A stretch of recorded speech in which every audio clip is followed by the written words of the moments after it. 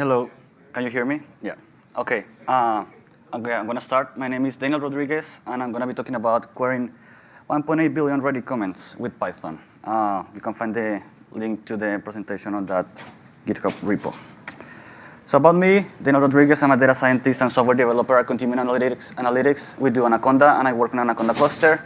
Originally from Bogota, Colombia, and I'm in Austin, Texas. You can find me on Twitter, on GitHub, on my blog. I do a lot of data science stuff.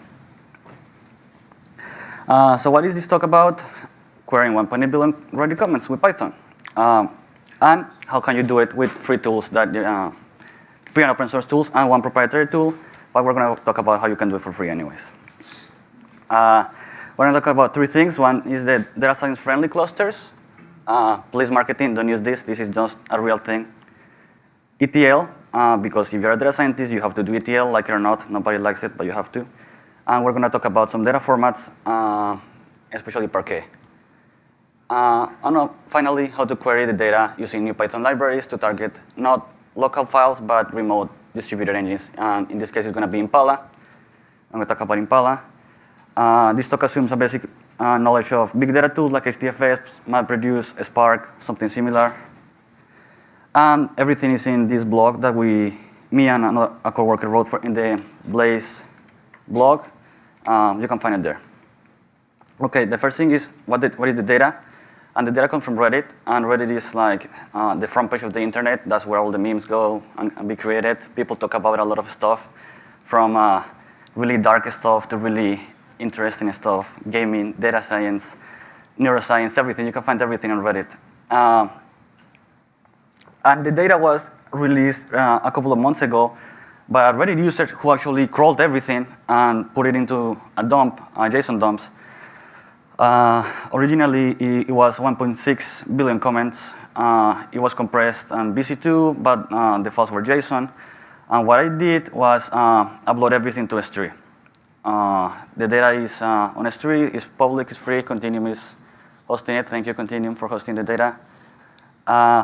I try to upload every new monthly dump to the S3 bucket so you can keep playing with the data. So, clusters. The big data technologies like the Hadoops are here to stay. People are moving to them. People are stopping to use traditional data warehouses, and they're moving to HDFS. There is really good management tools for IT and DevOps people. And those tools come from Cloudera or Hortonworks, like Cloudera Manager, Cloudera Director, or Hortonworks and Barry. And they have really nice features like automated deployment and configuration, monitoring and reporting. They are effortless. I don't know if that's effortless for real, but they try to make it easy to troubleshoot stuff. They have zero downtime maintenance, rolling upgrades and rollbacks, so your cluster never goes down when you are trying to update a Spark to any version. And they have a lot of security. They use Kerberos or LDAP or whatever security you want to use. And then you have the data scientists that are not IT people. They don't really care if maybe the cluster goes down for a couple of hours when you're updating your Spark. Maybe they don't care that much about security. They just want to run their jobs. So I have this concept of data science friendly clusters, but basically it's some of the features before plus some features like data analysis packages and environment management. Multiple data scientists have multiple tools. Some people like R, some people like Python. And you want all your data scientists to be in the same cluster if it's better for you, and you want to have environment management for them. Data scientists want interactive access to the cluster. Everybody likes the Jupyter Notebook or Jupyter Notebook. Maybe the clusters are actually short-living. A data scientist maybe doesn't need to run. The talk before this, it was how to deploy machine learning in production, and we're talking about how you can have 24/7 a model running. But for data analysis, maybe you just have to create a cluster, do your analysis in Spark, get a solution, and report to your manager. And usually that's fine in a lot of cases. Maybe you don't want an UI, and I have a question mark at the end of this because this is depending on the case. But personally, I don't like UIs. I like the CLI. I like to use the terminal. I like simple stuff. It lets me iterate faster. So maybe you don't need an UI. You want freedom. Like all these Cloudera and Hortonworks tools are like very authoritative people, like I said, and they are like, okay, I want to lock all the data scientists. I don't want them to touch any file. I don't want them to touch any package. And data scientists like the freedom. Like Anaconda is one of the things that you can download and do whatever you want. You can create environments. You can create all this stuff. And data scientists are free to do whatever they want. But the thing is that you still need to know what you're doing. You still need to know if you're going to run on Amazon. You need to know AWS. You need to know how to create a keeper. You need to know what a security group is. And you need to know what SSH is. Like, my job is like 99% explaining how to SSH people to instances. And you need to know that there is no hide. You cannot hide it. There's no magic. Like, people need to know what they're doing. So I'm going to talk about a proprietary product from Continuum Analytics that is called Anaconda Cluster that basically lets you do what I just described. So it's a resource management tool that allows users to easily create, provision, and manage bare metal or cloud-based clusters.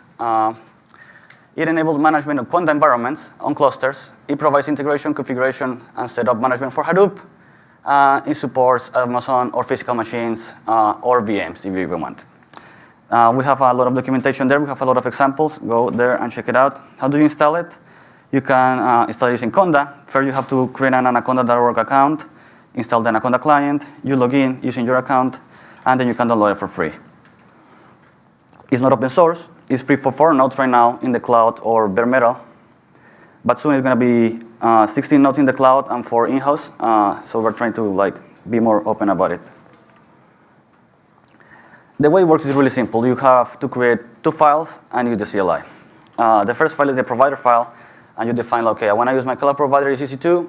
The key name is the key name that you have to go and create into the Amazon console. The location is the availability zone that you want in Amazon, the private key, and the secret ID and the secret key are your Amazon credentials. And that's the reason we have 2 files, so you don't have to share your credentials with other people, but you can share your profile. And the profile is, it defines a name, it defines a provider, you define the user that you have. First you define AMI, in this case it's Ubuntu 12.04. So the user is the user you want to SSH, the number of nodes, the type of the instance, in this case is a M3 2x large, the root size of the volume, and the plugin that you want. And this is the profile that I use to create the cluster that I use to run the code that I'm going to show later. So install HDFS, Impala, Hive, and the IPython notebook, or the Jupyter notebook now. And then you can just do like a cluster create, Impala cluster -p, the profile. And it's going to launch a cluster, and it's going to install all the plugins for you. It's really fast. For this cluster, it took maybe 15 minutes. That is much faster than Cloudera Manager, for example, that it takes a really long time. And I'm going to talk about why it's that fast after this.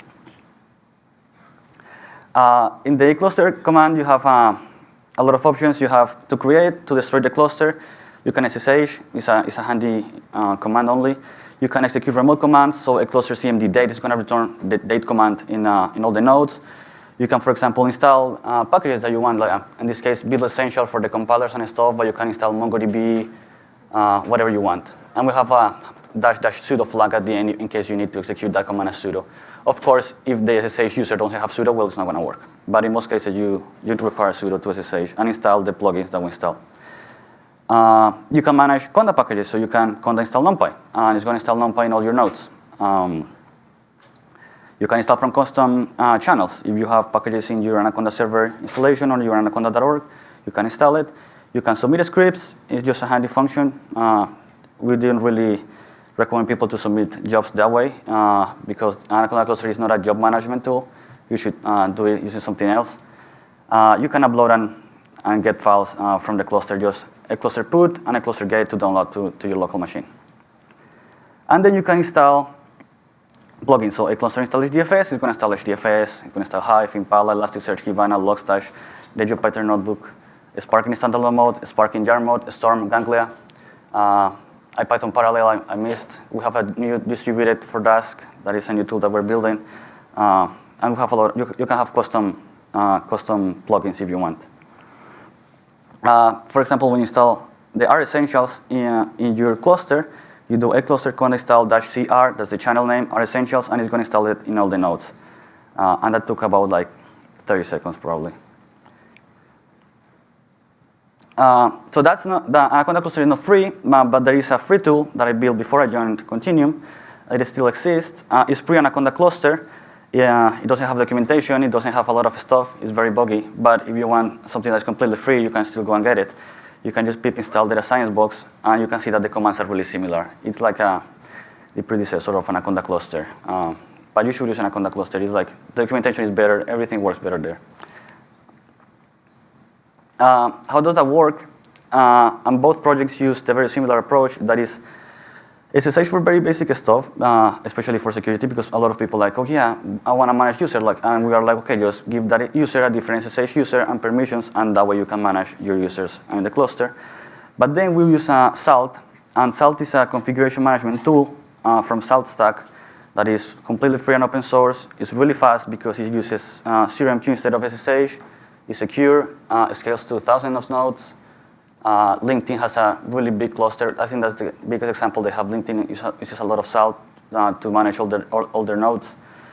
And some nice feature is that you can have declarative language, YAML language, instead of bash script. So you can, for example, do condat installed, the name of the package, and it's going to install it in all your nodes, and you don't have to write the bash script. You can have like dependencies. In this case, I have, in order to execute this condat.install, I need the previous state file config-file to be run successfully. If it doesn't run successfully, everything will stop at that point.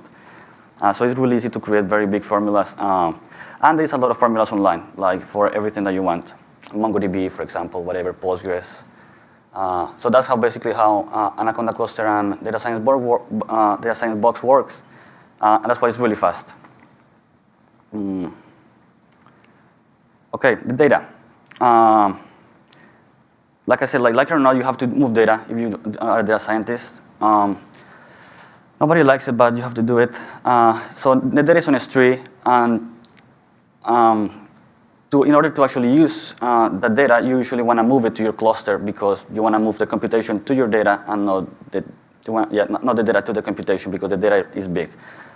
So you move it from S3 to HDFS, and that's really simple to do using Hadoop DCP. It's a map reduce job. So it's going to move all the data in parallel to your nodes. If you have a big cluster, it's going to be faster. If you have a small cluster, it's going to take a while. Like I mentioned, the data is in JSON. And for this type of analytics, you usually don't want the data to be in JSON. You want a different format. So in this case, I chose Parquet.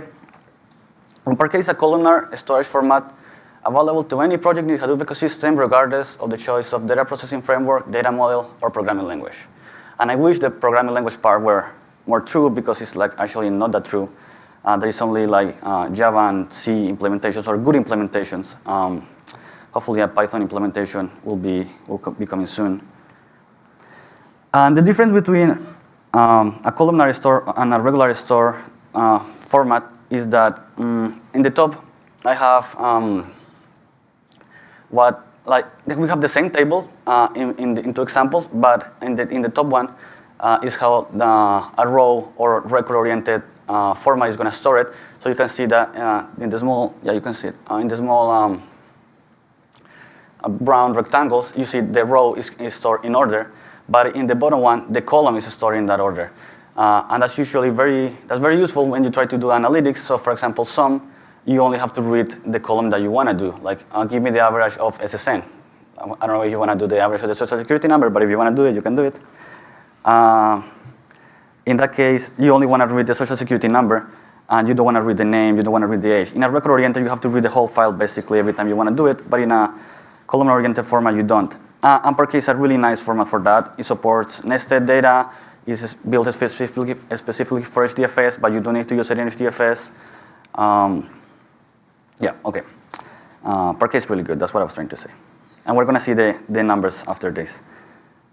Once you have your data on HDFS, you have to load it into tables because we're going to be using those tables to do the queries. So first, I open the Hive terminal or the Hive CLI, and I create a table. And these fields, I know these fields from the JSON file. I had to just go manually and read them and assign the type that I want. So I have the author, I have if the post is archived, I have the created time in UTC, the number of upvotes, the number of downvotes, everything. And I'm using a custom serializer, the serializer from Amazon, to read the to read the JSON values. I execute the command, I create a table, and then I'm saying to Hive, okay, move the data from the directory that I put it from S3 and put it into the Hive table. And that takes maybe 5 seconds because it's just changing the directory name, directory files, moving to another directory in HDFS. And then I'm transforming the data, and I'm transforming the data from the JSON file to a Parquet file. So I create a different table, in this case, ready_Parquet. And I just use Hive. It's a really simple command to move from one table to the other table. Insert, overwrite table, ready Parquet, select, asterisk, and then I'm casting the created UTC that it was a string. I'm casting it to a timestamp, so Parquet can actually do time operations on that field. And I'm going to show that after in the examples. Once the data is in Parquet, I can stop using Hive. So okay, I'm going to talk about Impala and Hive. Hive is a SQL engine on top of Hadoop. It was built by Facebook a long time ago. It's based on Google papers. And it was really nice for a while because it translates your SQL that you write, select, asterisk from blah, blah, blah, to a MapReduce job. And you can execute the MapReduce job in your cluster. And in theory, it's really fast. In practice, it is fast for a lot of data, but it got outdated. Let's put it that way. It was a nice iteration. And then Cloudera started to work on this new SQL engine of Hadoop that is Impala. So it's not based on MapReduce, so that makes stuff a lot faster. It's also built on C instead of Java, a lot of things. The thing is that Impala is really fast, and if you're using Hive, you should really consider switching to Impala.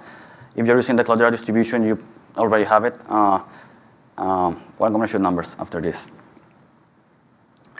How you can query the data? You can just, like I said, it's a SQL engine on top of HDFS data, so you can do select, count asterisk from ready Parquet, and it's going to count the number. You can see this 1.8 billion comments, and it took like less than 5 seconds to read the whole data set.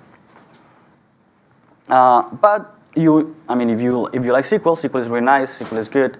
There is ODBC connections, JDBC connections for Impala. You can connect it to Excel. Like people get really excited when I say that. I don't know why, but apparently people like to connect stuff to Excel. But you can do it. If you have an ODBC connection, you can connect it to Tableau, for example, too. But data scientists usually want to, write the code to do their analytics. So what you want to do is query with Python, and you want to do query with a syntax similar to pandas or NumPy. But in this case, you don't target local files, but you target multiple distributed engines. So you can target SQL, so Postgres, Impala, Hive, or Spark SQL. You can target NoSQL databases like MongoDB, or you can still target your local files using a similar API to pandas and NumPy. And there's two projects that try to do something like this. One is called Blaze from Continuum Analytics. It's an open source project, and one is ibis. That one is coming from Cloudera, and it's written by Wes McKinney, the author of Pandas. I'm going to talk about both of them. So first, Blaze. So Blaze is an interface to query data on storage systems, and there was a talk before by Philip Cloud. He's one of the core maintainer of Blaze. The code is on GitHub. There is a Blaze ecosystem page. So Blaze used to be a really big project that then had a lot of spin-offs. So we have Auto for moving data. Blaze is still like the write once, target multiple backends. So there's a lot of projects that is spin-off of Blaze. You can check that page out. And the code, I'm going to show the code now. So it's a Python library. You can install it, pip install it, whatever you want. And similar to Pandas, instead of doing, for example, pd.read CSV, you create a data pointer. So in this case, I'm using the Impala protocol, and I'm giving an IP to the Impala, one of the Impala engines that I have run on my cluster.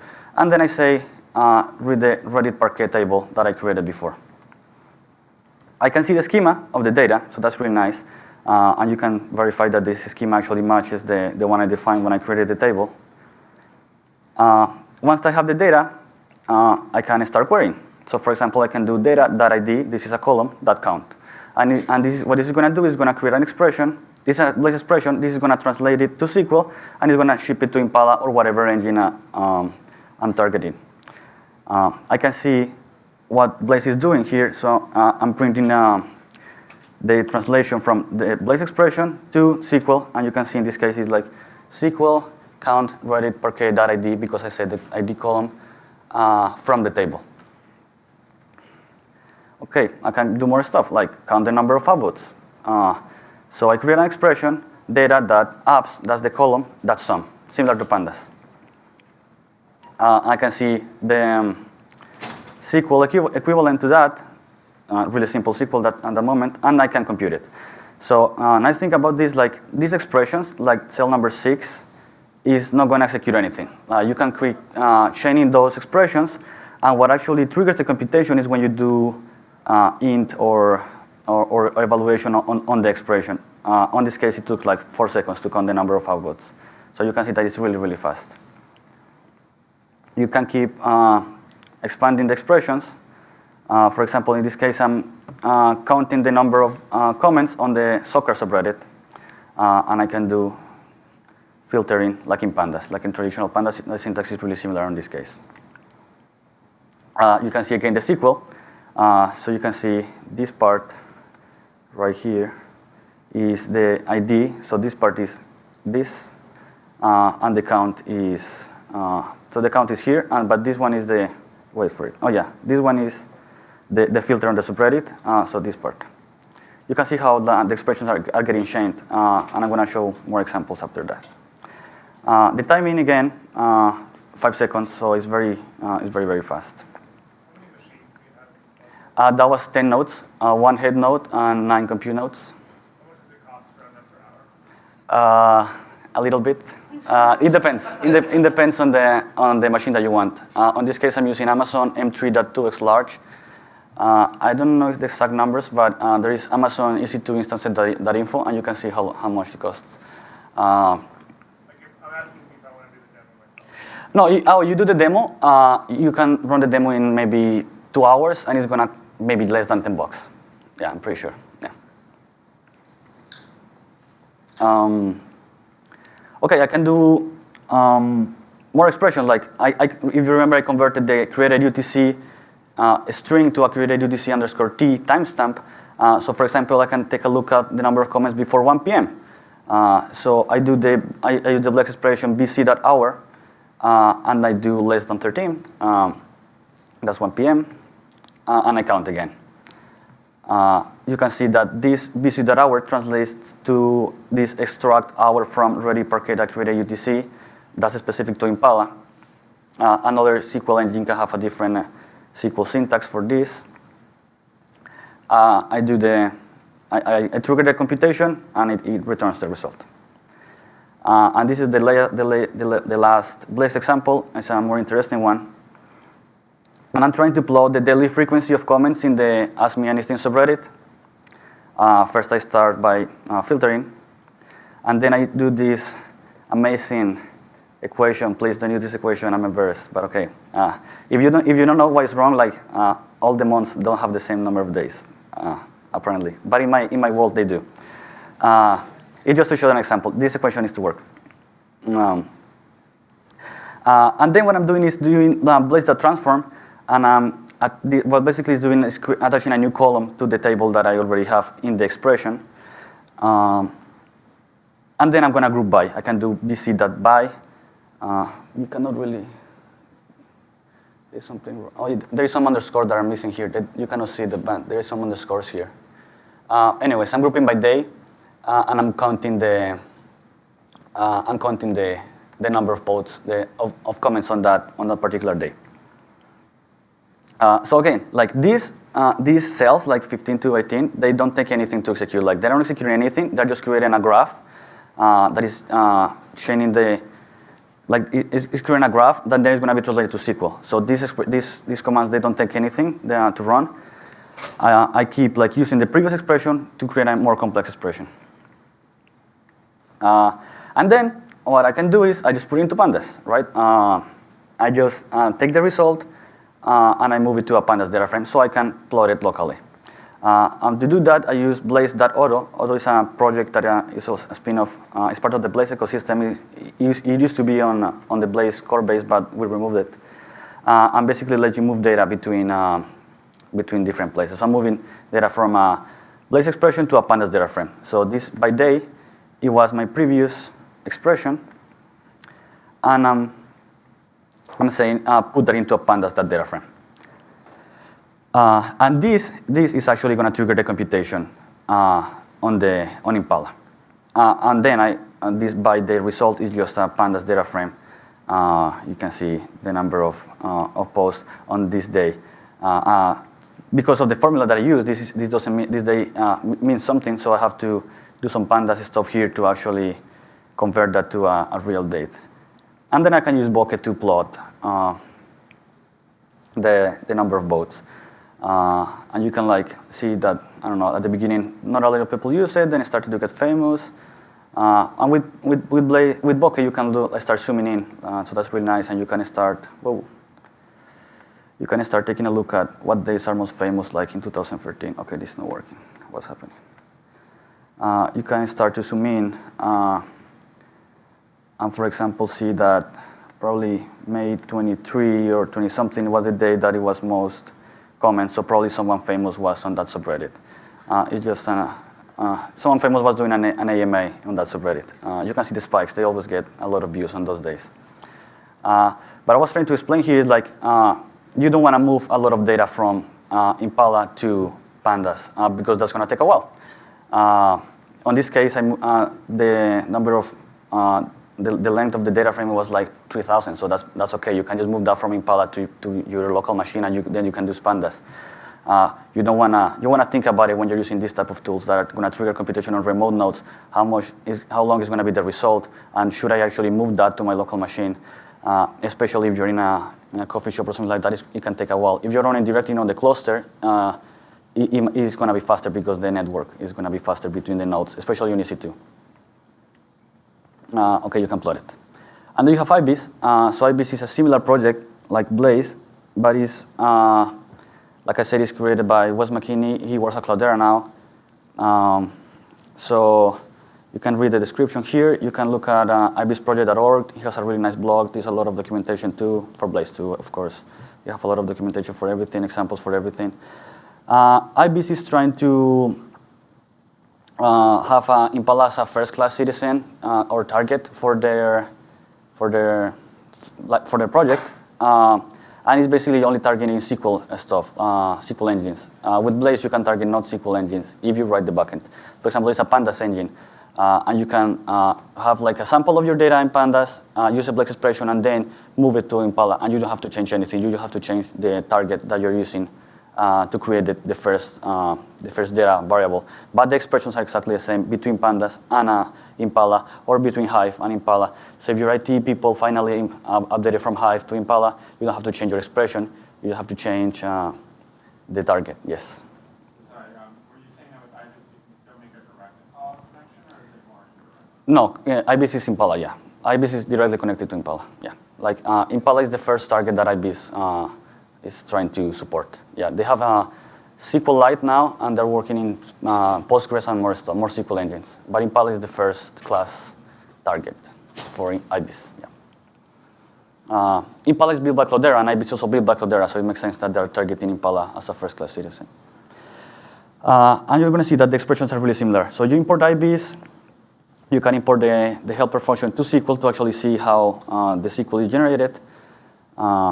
And then you connect to Impala. So in ibis, you have to create an HDFS connection and then an Impala connection. And this is just the HDFS name node, and this is the Impala engine that is running on the cluster. And you can create a variable from the table. And again, this is the Reddit_Parquet table that I created at the beginning. And this is not doing anything. This is not triggering anything. It's just creating a reference to the table. I can get the schema from the table. Archive, created UTC_T. This is my timestamp and all this stuff over there. And I'm going to show one example using ibis. You can see the syntax is similar. I'm trying to get the number of posts with more than 1K upvotes on subreddit, on Reddit. So I create this expression, data, and I filter by the things that are only more than 1K. And then I use my super amazing time conversion equation. Please don't use it. And then I can, I have to name this expression. So this is how ibis works. You have to like create the expression and name it. And once you name it, you can actually append that column to the original table. So this with month is going to be the same columns as before with this new month column. And then I can group by. And group by in ibis is a little bit different. They have this concept of aggregate, and so you create an expression that is going to be executed when you group by. So the expression is count only, and you can aggregate the posts by month. This is the column that you want to aggregate with. And then you can just do like execute. Like this works really similar to Blaze. Everything is lazy, so only when you do execute is going to be trigger something on Impala. And I think about ibis is it returns a data frame by default, so this month underscore df is a data frame. And again, you can use pandas, you can do something similar, and you can plot it with bokeh, and you can see the number of outvotes, the number of posts with more 1K outvotes on Reddit. You can see that, of course, is increasing, right? There was some dips during some time, like, what time is this? Okay, bokeh is not working today. Like the screen resolution doesn't help me. Okay, whatever, doesn't matter. The conclusion is like there is Blaze, there is ibis. You can target remote distributed engines, or you can target your company's database, or you can target local files. You don't have to write the expressions 2 times. You can only write it once and target multiple engines. They're really good. You should use them. Which one to use is up to you. The expressions are very similar in some cases and very different in other cases. ibis is trying to be more, don't quote me on this, but that's my feeling, is that it's trying to be more like dyplr from R. And Blaze is trying to be something different, especially when you try to target only SQL. You can do some APIs that are simpler.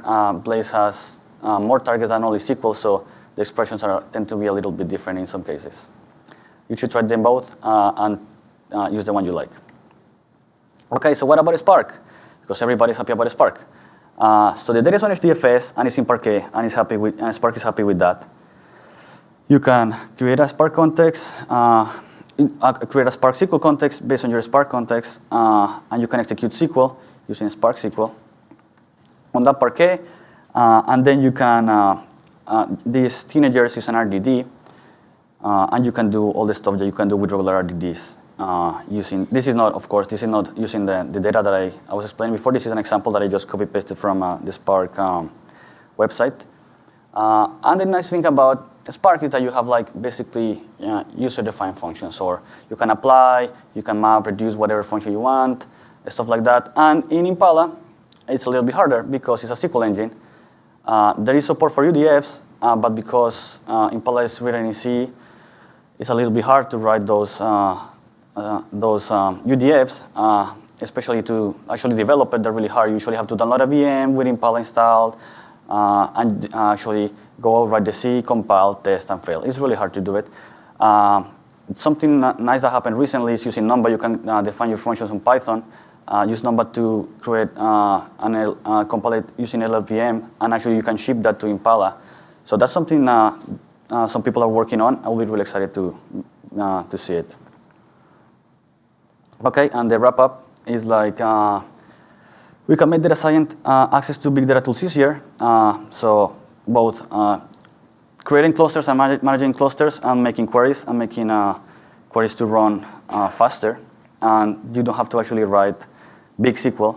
I didn't show like the big SQLs that this produce, but they get ridiculous. Like if people have written SQL, like the example that I showed, like, oh yeah, I can write that SQL, right? Like it's not that hard. It's select an account. But people know that, people who work with SQL know that like 10 lines of SQL, like no one can understand that. And maintaining that is really hard.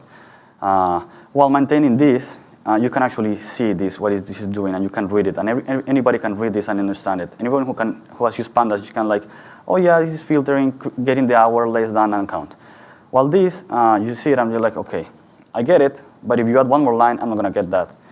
And this final expression, it was like 15 to 20 lines, so it gets harder to maintain.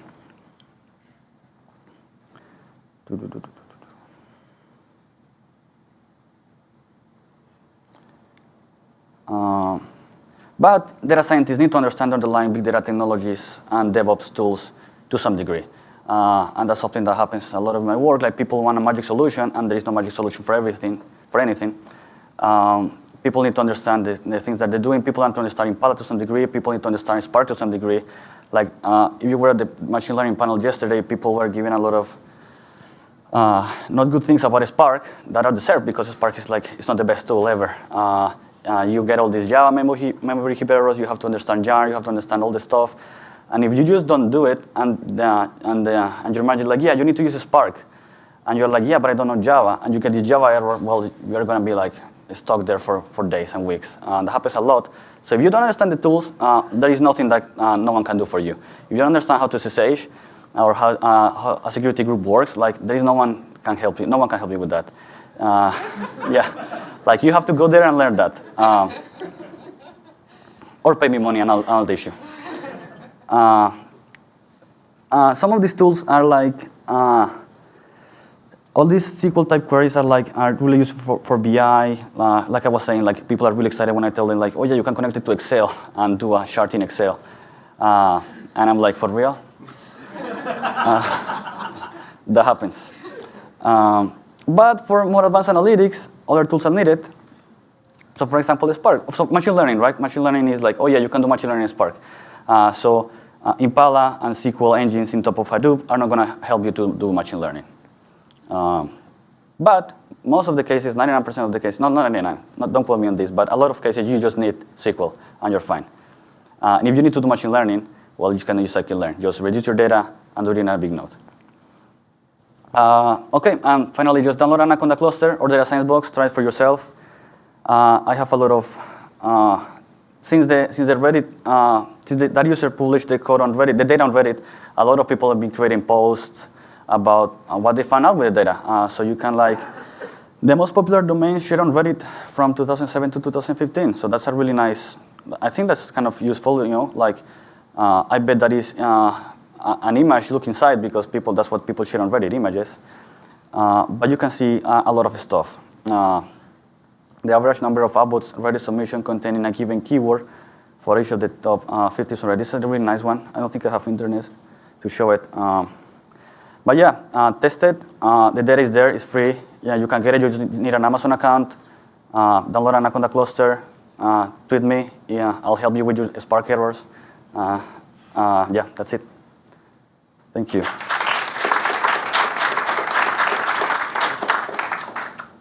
Yep.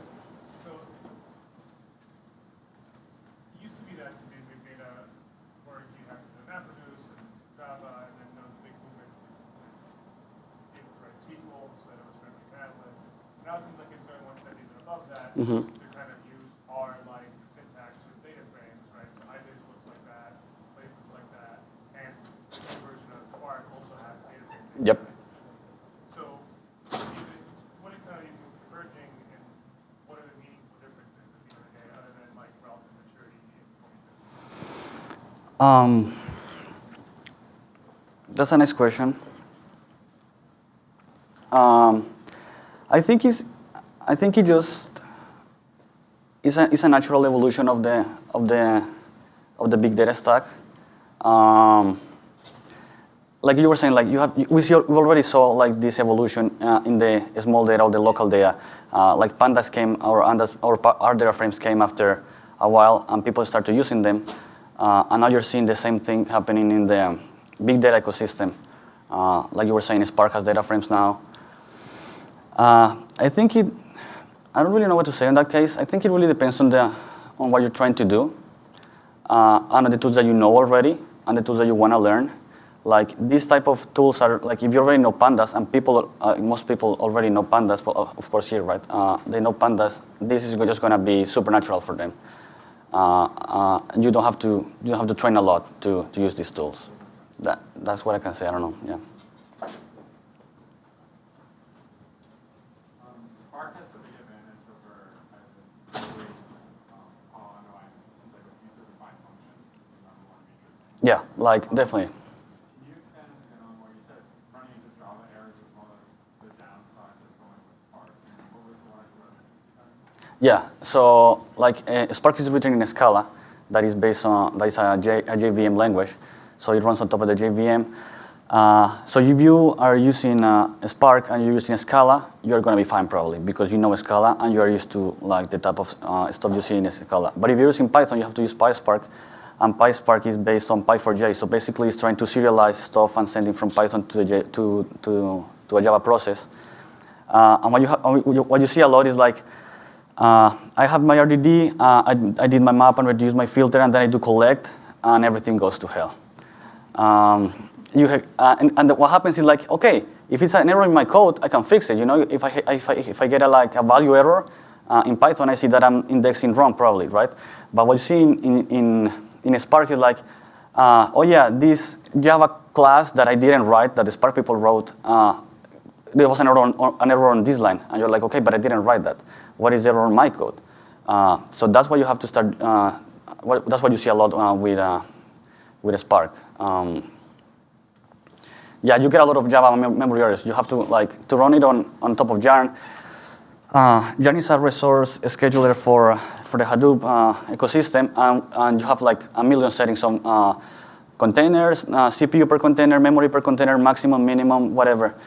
So if you have a big data set on HDFS and you try to load it into an RDD, and then you try to collect, what happens usually is that the master process of Spark doesn't have enough memory to collect all the data, and that's when you get like memory errors. And you're like, okay, but I'm just trying to do collect. What's happening right now? See, and it's usually because the master process doesn't have enough memory to do it. So the computation runs fine, and then you're trying to move it to see the result, and you never see the result. So that happens a lot with Spark. My experience with Impala is that it runs much better. It doesn't crash that often. It's not like Yarn crashes. It's like you type your SQL and it runs, and you get the result. Like in Spark, you have to work a lot to get the result sometimes, depending on the data. Yeah.